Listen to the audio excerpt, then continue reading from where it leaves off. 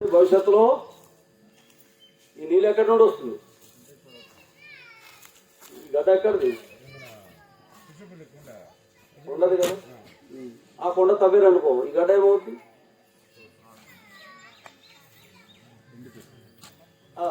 జాగ్రత్త విని అర్థం చేసుకో. ఆ కొండ తవ్వితే ఏమవుతుంది? ఆ కొండ ఉండడం వల్ల నీళ్ళు అక్కడ పుట్టింది కదా, ఆ గడ్డ ఇక్కడ వచ్చింది కదా. ఊటలు కాలువలైంది, కాలువలు పెద్ద పెద్ద గడ్డలైంది, పెద్ద గడ్డలు నదులైంది, నదులు సముద్రాలైంది. అంతే కదా. సముద్రంలో ఉండాలంటే ఇవన్నీ నీళ్ళంతా ఇలా ఉండాలంటే అడవి అలాగే ఉండాలి, ఉన్నది ఉన్నట్టుగానే ఉండాలి. అది తవ్వితే ఏమవుతుంది? నీళ్ళు ఉన్న చోట ఉండదు, పుట్టిన చోట ఉండదు, మళ్ళీ ఎక్కడికి వెళ్ళిపోద్ది? అడుగుకి వెళ్ళిపోద్ది. అంతే కదా. అందుకప్పుడు నీళ్ళు ఉండాలంటే అడవి ఉండాలి. ఇది అక్కడికి వెళ్ళి మేము అక్కడ ఏం చేశారంటే, మీకు జయపూర్ మొక్కలు ఇస్తాము, మామిడి మొక్కలు ఇస్తాం, నేరేడు మొక్కలు ఇస్తాం, పలానా మొక్కలు ఇస్తాం, మీరు ఎలాగ కాపీలు పెంచుకుంటున్నారు కాబట్టి దాంతోపాటు ఇది కూడా పెంచుకోండి, మీకు ఆదాయం వస్తుందని చెప్పి తెల్ల కాగితాల మీద ఆ చుట్టుపక్కల వాళ్ళతో సంతకాలు చేయించారు. దాన్ని దరఖాస్తు చేసుకున్నవాడు ఎవడరా అంటే ఎక్కడ వాడు తెలుసా? ఇల్లంగూడ వాడు, బుక్క రాజిద్దప్ప. వాడు ఇప్పుడు పాడేరులో ఉంటున్నాడు. ఆ భూమి ఎక్కడ ఉంది? అడవి ఎక్కడ ఉంది? జీకేవి దగ్గర పెదవలస పంచాయతీలో ఉంది. వీడూరు ఇల్లంకోట, ఉండడము పాడేరు. వీడికి ఆ భూమి తవ్వడానికి భూమి ఇచ్చింది ఎక్కడ? పోయేదేవుడు.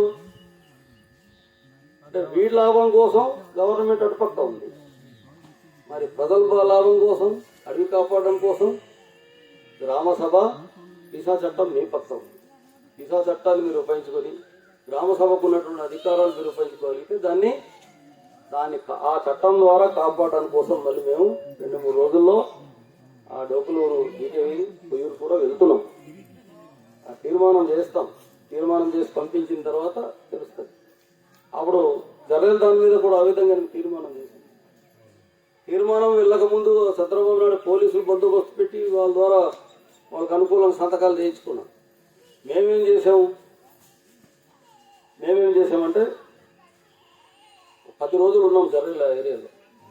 అక్కడ దొరికినప్పుడు అమ్మలు తాగాము, దొరికినప్పుడు పస్తులు ఉన్నాం, నీళ్ళు తాగాము. అలా చేసుకొని 9 గ్రామ సభల్లో 7 గ్రామ సభలు తీర్మానం చేసి పంపించాం.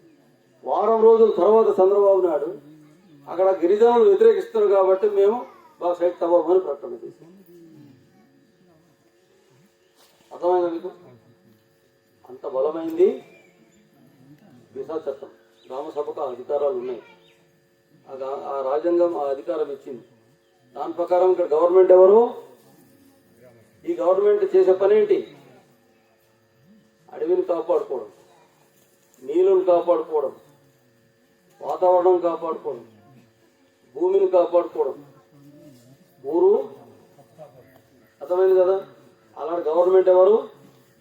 ప్రజలు. చంద్రబాబు నాయుడు కాదు ఇక్కడ గవర్నమెంట్.